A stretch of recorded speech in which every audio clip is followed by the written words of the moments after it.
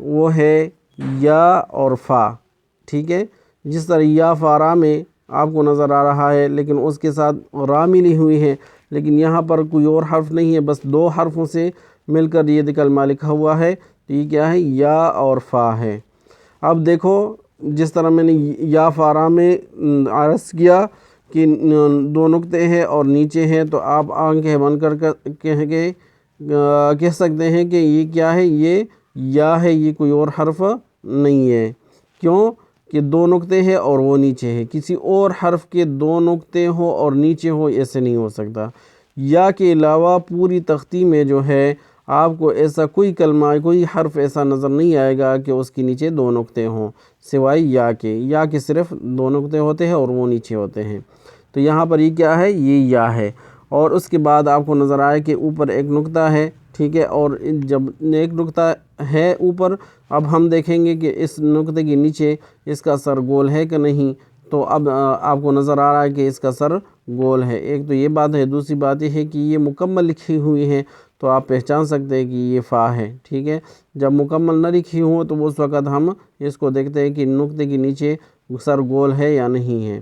لیکن یہاں پر سر گول ہے، جس کی وجہ سے اس کو ہم کیا پڑھیں گے؟ اس کو ہم فا پڑھیں گے.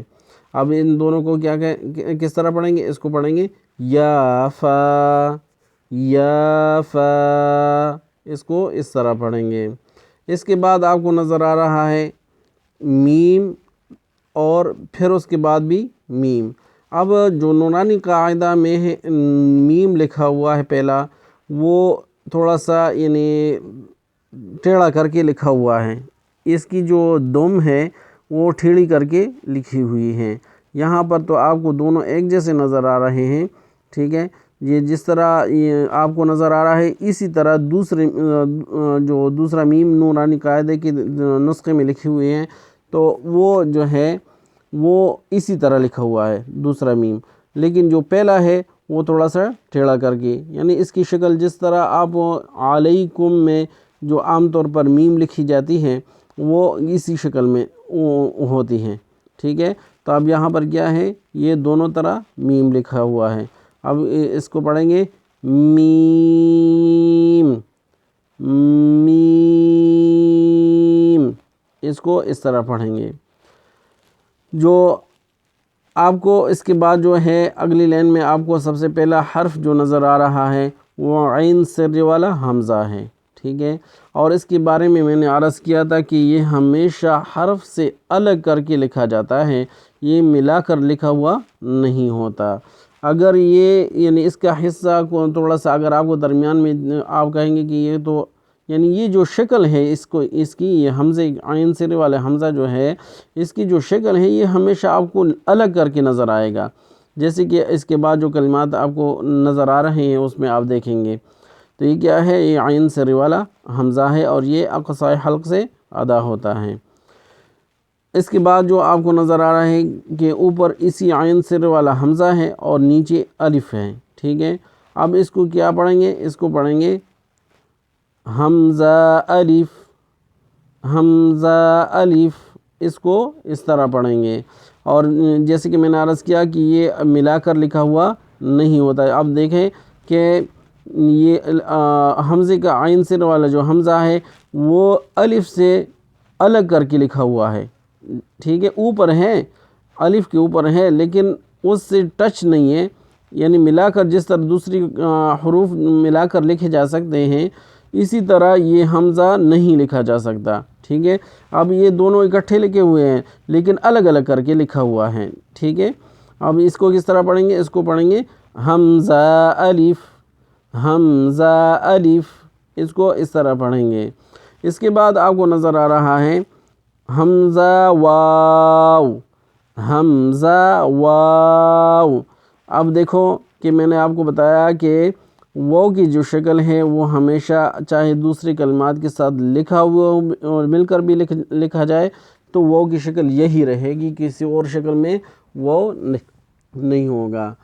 تو اب اس کے اوپر جو ہے آپ کو حمزہ نظر آ رہا ہے، عین سر والا حمزہ نظر آ رہا ہے. اور وہی بات ہے کہ اس کو بھی دونوں اکٹھے لکھے ہوئے ہیں لیکن ملا کر لکھا ہوا، حمزے کو واو کے ساتھ ملا کر لکھا ہوا نہیں ہے، ٹھیک ہے، تو اس کو اس طرح پڑھیں گے حمزہ واو، حمزہ واو، اس کو اس طرح پڑھیں گے۔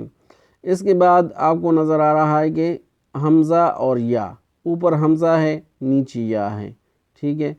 تو اس کو جو پہلے بھی میں نے عرض کیا حمزہ الف میں اور حمزہ واو میں، تو وہی بات اس میں بھی ہے کہ اس کو کیا ہے، عین سر والا حمزہ ہمیشہ الگ لکھا ہوا ہوتا ہے، تو یہاں پر بھی یہی بات ہے، ٹھیک ہے۔ تو اس کو کس طرح پڑھیں گے حمزہ یا، حمزہ یا، اس کو اس طرح پڑھیں گے۔ اب اس کے بعد جو ہے اگلا کلمہ جو آپ کو نظر آ رہا ہے، جو آج کے سبق کا آخری کلمہ ہے، وہ ہے، آپ کو نظر آ رہا ہے کہ شروع میں کیا ہے، 3 دندانے بنے ہوئے ہیں۔ اب ہم دیکھتے ہیں کہ اس کے اوپر نقطے ہیں کہ نہیں ہیں۔ آپ کو نظر نہیں آ رہے کہ کوئی بھی نقطہ اس کے اوپر نہیں ہے، 3 دندان ہے لیکن نقطہ کوئی بھی اوپر نہیں ہے۔ اب کیا ہے کہ اس کا اگر 3 نقطے ہوتے تو اس وقت ہم اس کو سین نہ پڑھتے بلکہ اس کو شین پڑھتے، لیکن یہاں پر 3 نقطے نہیں ہیں، 3 دندان تو ہے، تو اب اس کو کیا پڑھیں گے، اس کو سین پڑھیں گے۔ کیا؟ سین، سین، اس کو اس طرح پڑھیں گے۔ اس کے بعد جو ہے درمیان میں آپ کو عین سر والا حمزہ نظر آ رہا ہے، ٹھیک ہے، اور یہ جو 3 دندان کے بعد جو یہ حصہ تھوڑا سا نظر لام تک نظر آ رہا ہے، یہ حمزہ جو ہے اس کا حصہ ہے، ٹھیک ہے۔ تو یہ حصہ جو میں نے عرض کیا کہ یہ حصہ تو ملا کر لکھا ہوا ہوگا، ٹھیک ہے، شروع میں بھی اس طرح ہو سکتا ہے، یعنی اس کا حصہ اس طرح بن سکتا ہے، اور درمیان میں بھی، ٹھیک ہے، لیکن آخر میں تو نہیں ہو سکتا، اور درمیان میں اور شروع میں اس طرح ہو سکتا ہے۔ لیکن یہ جو عین سر والا حمزہ جو شکل جو اس کی ہے، یہ شکل میں نے کہا کہ یہ شکل کبھی بھی آپ کو ملا کر لکھا ہوا نظر نہیں آئے گا، ٹھیک ہے۔ جس طرح اب دیکھو کہ یہاں پر اس میں شروع میں آ گیا، ٹھیک ہے، حمزہ الف، حمزہ واو، حمزہ یا، اس میں تو شروع میں آ گیا، لیکن یہاں پر جو ہے یہ حمزہ درمیان میں آ گیا، لیکن اس کے باوجود میں ملا کر لکھا ہوا نہیں ہے، ٹھیک ہے۔ اب کیا ہے، درمیان میں کیا ہے، حمزہ ہے، عین سر والا حمزہ ہے، اور آخر میں آپ کو نظر آ رہا ہے کہ مکمل لام لکھا ہوا ہے اس کا حصہ۔ جس طرح میں نے الف اور لام میں جو فرق بتایا تھا، تو ایک فرق یہ تھا کہ جب لام آخر میں آ جائے تو یہ مکمل لکھا جاتا ہے، یہ صرف جو الف کی شکل کے لام لکھا ہوا نہیں ہوگا۔ الف کی شکل کا جو لام ہوتا ہے وہ جب درمیان میں آ جائے، یعنی 2 حرف ہے، آخر میں بھی ایک حرف لگا ہوا ہے اس کے ساتھ، اور شروع سے بھی لگا ہوا ہے، تو درمیان میں لام آ گیا، تو کیا ہے کہ وہ جو الف کا شکل ہوتا ہے وہ اس کو لام کہیں گے۔ لیکن جب لام آخر میں آ جائے، ٹھیک ہے، تو یہ مکمل لکھا ہوا ہوگا، یہ آخر میں یہ کوئی الف کی طرح، یعنی صرف الف کا جو حصہ ہوتا ہے اس طرح یہ لکھا ہوا نہیں ہوگا۔ اب اس کو کس طرح پڑھیں گے، اس کو پڑھیں گے سین حمزہ لام، سین حمزہ لام، اس کو اس طرح پڑھیں گے۔ اب شروع سے مکمل سبق سن لے۔ نون قاف را، نون قاف را، یا فا را، یا فا را، یا فا، یا فا، اور آخر میں آپ کو 2 میم نظر آ رہے ہیں، میم، میم، ٹھیک ہے۔ اس کے بعد جو ہے اگلا جو لین ہے اس کا شروع کا تو حرف جو ہے وہ ہے حمزہ، حمزہ، اس کے بعد حمزہ الف، حمزہ الف، اس کے بعد حمزہ واو، حمزہ واو، اس کے بعد حمزہ یا، حمزہ یا، اس کے بعد سین حمزہ لام، سین حمزہ لام۔